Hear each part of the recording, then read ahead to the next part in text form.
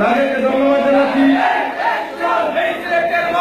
আমাদের আজকে সম্মানিত অতিথি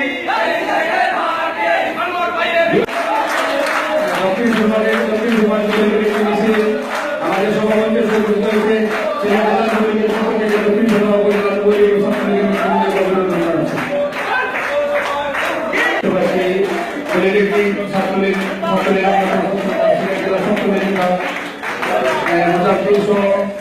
একটি মিছিল আমাদের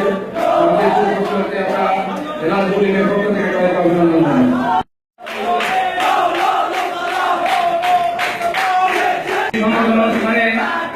প্রধানমন্ত্রী হিসেবে উপস্থিত থাকবেন বাংলাদেশ আওয়ামী লীগ সিলেট জেলা সংগ্রামী